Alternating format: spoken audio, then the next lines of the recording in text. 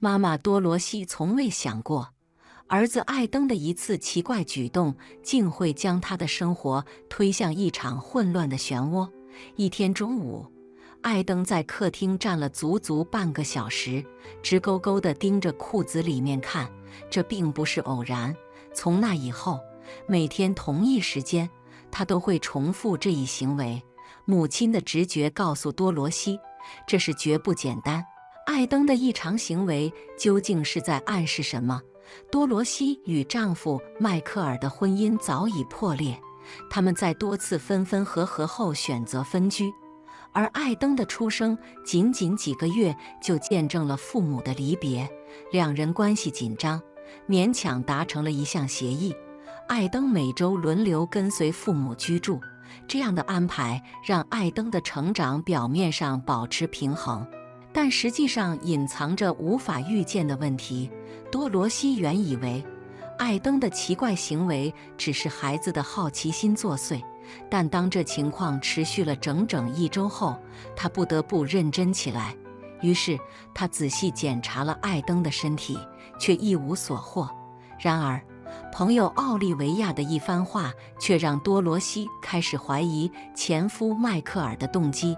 原来就在艾登开始出现异常行为前不久，迈克尔曾寄来一封充满威胁的信，扬言要让多罗西的生活变得痛苦难熬。难道艾登的行为背后隐藏着迈克尔的某种阴谋？而那封信中暗藏的线索，是否正是解开谜团的关键？多罗西陷入深深的疑惑之中，却不知道他即将揭开的真相会多么震撼人心。多罗西紧张地踱步，脑海里充满了疑问。迈克尔教艾登这样做，是为了让他一直处于焦虑之中吗？还是另有隐情？更糟糕的想法涌上心头，难道他竟然用他们的儿子来监视他？这个念头让他浑身发冷。他不愿相信这一切，但迈克尔一直以来对他的新男友表现出的嫉妒和不满，让他不得不怀疑。那天下午，像往常一样，多罗西结束兼职工作，赶在中午前回到家。他注意到艾登的异常举动总是在12点13分左右出现，而迈克尔完全清楚他每天这个时间回家。他的心跳加快，脑中不断浮现出可能的答案。迈克尔会不会在艾登的衣服上藏了录音设备，或者植入了某种追踪芯片？这就是艾登每天低头看裤子的原因吗？多罗西越想越觉得这种可能性真实的令人不寒而栗。这一定要搞清楚，他低声对自己说。于是他抱起艾登，走向更衣台。来吧，宝贝，我们检查一下。他试图让自己的声音显得平静，但双手已经因为紧张微微发抖。他先小心翼翼地脱掉艾登的衣服，从袖口到裤腿一寸寸检查，每一个接缝，每一处褶皱都不放过。然而什么也没发现。他接着检查艾登的皮肤，生怕有任何隐藏的设备。可他的皮肤光滑健康，毫无异常，不会是尿布吧？他自言自语，迅速取下尿布，仔细检查，依旧没有线索。最后，他拿起了艾登的小鞋子，一只一只地反复检查鞋底、鞋垫，甚至鞋带。可是结果依然是徒劳无功。多罗西深深叹了口气，把艾登重新抱在怀里，感到一阵无力。难道我真的想错了吗？他喃喃自语，眼神却闪过一丝坚决。即使没有发现任何证据，他的直觉依然告诉他，迈克尔一定在背后策划着什么。他决定采取更果断的行动。把艾登安顿好后，他拨通了警察局的电话，冷静却清晰地陈述了自己的怀疑。我的前夫可能在用我们的儿子监视我，我需要帮助。他的声音微微颤抖，但语气中透着坚定。接线员听到涉及儿童，立刻调派了一队警察前往多罗西的家，另一队则直奔迈克尔的住处。不久，门外响起了警笛声。警察进屋时，多罗西抱着艾登，脸色苍白，却目光坚定。很快，警察在迈克尔的住处将他逮捕。当迈克尔被带到警察局时，多罗西长舒了一口气，似乎终于摆脱了胸口的压迫感。但就在他稍稍放松时，警察从迈克尔家返回，带来了一份报告。结果完全出乎多罗西的意料，他们发现的东西不仅颠覆了他的猜测，更揭开了一场更加复杂的阴谋。他瞪大眼睛，手不自觉地抱紧了艾登，内心既震惊又恐惧。迈克尔究竟还隐瞒了什么？多罗西完全无法想象，警察竟然会找上门来。他听到敲门声时，心里一阵疑惑。他并没有在等客人，正忙着进行自己的复仇计划。是谁敢在这时打扰他？他皱起眉头，走到门口，透过猫眼向外看去。门外站着2个警察，看到他们的身影，多罗西感觉全身的血液瞬间凝固。他们怎么会在这里？他心中涌起一阵强烈的不安。警察敲了敲他的门，这让他更加困惑。他知道迈克尔才是他们应该找的人，为什么警察会出现在他家门口？他的思维迅速运转，几乎没做过多考虑，最终还是决定让他们进来。警官，您好，我能帮您什么忙吗？多罗西带着一丝戒备的微笑问道。警官面带微笑，与他打招呼，接着却说出了让他措手不及的话：我们有理由相信您是否对迈克尔的事情有所怀疑？警察解释说，他们是从他的前夫那里得知的一些情况，于是他们将迈克尔带到了当地派出所，开始了审讯。更让多罗西惊讶的是，迈克尔似乎在审讯中做得非常得心应手，他看起来完全不知情，坚称自己一无所知，表现得极为镇定，甚至让警察怀疑他可能在撒谎。他根本没意识到事情的严重性。警官说道，当我们提到关于间谍活动的事情时，他一脸迷茫，仿佛完全不知道我们在说什么。警官继续描述，迈克尔对调查中的关键问题反应迟钝，看起来似乎并不在意。听到这些，多罗西的心里充满了疑惑。如果迈克尔真的是监视他，那么他怎么会这么轻描淡写的撒谎？他开始怀疑，也许这件事没有他想象的那么简单。警官，我需要您帮忙确认一件事，多罗西说，虽然他有些紧张，但语气依旧平静。我怀疑迈克尔可能在艾登的衣物里藏了什么，他轻轻地说着，眼神坚定。警官点点头，表示理解，并告诉他必须采取一些特殊措施，以确保他们的儿子没有受到威胁。经过多罗西的同意，警官拿出了一个专门的设备，用来检测艾登身上是否隐藏了任何间谍芯片。这只是一个简单的检查，不会对他造成任何伤害。您放心，警官微笑着安慰道。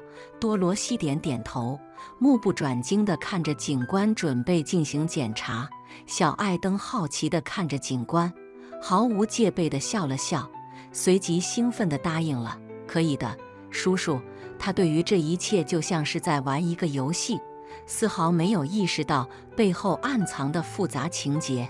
警官拿起扫描仪，小心翼翼地开始对艾登进行检测。时间一分一秒地过去，5分钟后，警官终于停止了操作，脸色凝重。多罗西紧张地看着他，心中升起了不安的预感。这是好消息，我没有发现任何问题。警官摇头说道。对于多罗西来说，这个答案并不一定意味着好消息。他的内心一片混乱，为什么艾登的裤子里没有任何设备？他疑惑地想着。他想，是否是迈克尔更加聪明，早已找到了别的办法，避免了被发现。警官，谢谢您。多罗西勉强露出一丝微笑，但内心依然无法平静。警官告诉他，他会继续调查，若有任何新进展，定会及时通知他。警察离开后，屋内一片寂静。多罗西坐下来，开始深思眼前发生的一切。他感到一阵焦虑，心情复杂的难以言喻。正当他沉浸在沉思中时，手机突然响起。他看到来电显示，顿时浑身一震，是迈克尔。他不由自主地紧张起来。他以为是警方，结果竟然是他最不想接听的人的电话。迈克尔，他犹豫了一下，最终接通了电话。他深吸一口气，准备面对接下来可能出现的任何情绪波动，期待着迈克尔的愤怒指责，或者他可能带来的威胁。然而，电话那头的声音却令他更加困惑。多罗西，你没事吧？警察来找你了吗？迈克尔的语气没有预想中的怒气，反而充满了意外和一丝焦虑。多罗西心中一震，决定坦诚相对。是的，我报警了，因为我收到了一封恐吓信，还有艾登的行为也让我感到不安。毕竟，保护孩子的安全比什么都重要。他简短地解释道。迈克尔沉默了一会儿，接着出乎多罗西意料地说道：“多罗西，我为一切向你道歉。我当时写那封信时情绪激动，说了很多过激的话，关于间谍芯片的事。我发誓永远不会做那种事，永远不会伤害我们的儿子。”多罗西听到这里，心中不禁一沉，心头充满了疑虑。如果不是你，那又是谁？为什么艾登会做出这样的举动？他忍不住问出了这个关键问题：艾登为什么会突然停下来看自己的裤子？是不是你给他做了什么？他的语气带着一丝颤抖，但也充满了疑惑和困惑。令他震惊的是，迈克尔的回答却让他更加吃惊。我不知道是不是我做的，但大约在12小时13分钟时，艾登也开始停下来查看裤子。我不知道这是不是他继承了我的某些行为。迈克尔的话语中充满了困惑和无奈，似乎他也不知道发生了什么。多罗西的心猛然一沉，他意识到这场看似简单的局面背后隐藏着更加复杂的秘密。他一直在思考，艾登的异常行为究竟是什么原因导致的？他担心他是不是遭遇了什么无法言说的困扰，而他自己却无法理解这一切。现在，艾登的行为愈加令人困惑。尽管他试图用尽各种方法来解决问题，但他依然找不到答案。他开始感到迷茫，不知道该向谁寻求帮助。直到他终于打电话给迈克尔，试图从他那里获得一些新的看法。迈克尔听完他的描述后，提出了一个可能的解决方案。艾登虽然讨厌去看医生，但多罗西知道，如果不尽早弄清楚问题，他将永远无法安心。于是他决定带着艾登去见一位当地的医生。尽管他知道这一路上肯定会有不少麻烦，艾登一开始不情愿，但多罗西知道这是唯一的办法，只能硬着头皮带他去。到了医生的办公室，艾登被安排在候诊区等待。为了让他配合检查，医生巧妙地用一颗棒棒糖吸引了艾登的注意力，告诉他只要配合检查，他就能得到奖赏。艾登的眼睛顿时亮了起来，开心地点了点头。他看似轻松地接受了医生的检查，医生也通过常规手段仔细检查了他的身体，结果没有发现任何明显的异常。然而，为了更彻底地排除隐患，医生进行了更加深入的检查。10分钟的紧张等待后，医生终于传来消息。多罗西紧张地走到检查室，医生微笑着告诉他，小艾登的身体一切正常，没有发现任何问题。尽管他松了口气，但内心却充满了失望。他本希望医生能够找到一些线索，解释艾登为何会有如此反常的行为。医生建议他继续观察艾登的行为，并保持警惕，看看是否能发现更多的迹象。回到家后，尽管得到了医生的诊断结果，多罗西依然感到困惑。她日复一日地观察着艾登，发现他每天都会重复相同的行为，好像在某种无意识的状态下进行着某种活动。她无法理解发生了什么，也无法给出一个合乎常理的解释。尽管她曾试图通过网上资料和育儿书籍寻找答案，但她发现这些资料并没有给她提供实质性的帮助。所有的解答似乎都指向同一个结论：艾登的行为并不算异常，只是他这个年纪的孩子可能会有些不一样的举动。他开始怀疑自己是否过于焦虑，甚至想，或许这只是一个孩子成长过程中的正常阶段。然而，几天后，医生突然打来了电话，要求尽快见艾登。多罗西的心情再次紧张起来，她迫切地希望能找到一个突破口，解决艾登的困扰。她和医生约定了第2天的就诊时间，希望能从中得到一些新的线索。医生表示，他希望通过一个不同寻常的方法来观察艾登的行为。尽管这种方法让多罗西感到不安，但他别无选择，只能再等1天，看看会发生什么。第2天，他如约带着艾登去看医生。医生此时似乎比以往更加严肃。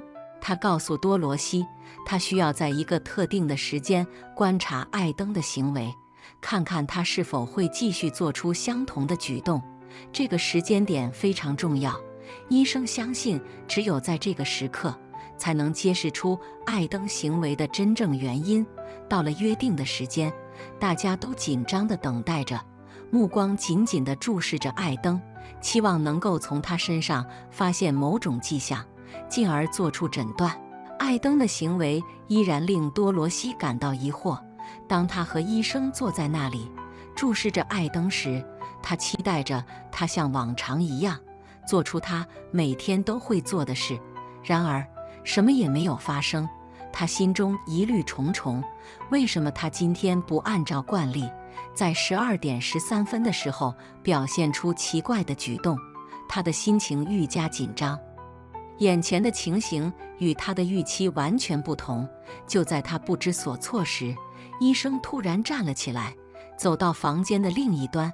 让多罗西吃惊的是，医生竟然打开了收音机，然后调到了他最喜欢的广播电台。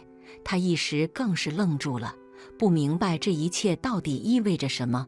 医生见他愣住了，便把收音机调到了合适的频道后，回到椅子上坐下。多罗西的心中充满了困惑，不知道医生在做什么。然而，过了一会儿，奇迹般的事情发生了。艾登突然低下头，迅速拉起裤子，开始往里看。多罗西的心跳猛地一停，心中满是疑惑，为什么他今天这么做，而不是像往常那样等过了一会儿才有反应？他一时不知如何是好。眼前的情形让他感到又惊讶又迷惑。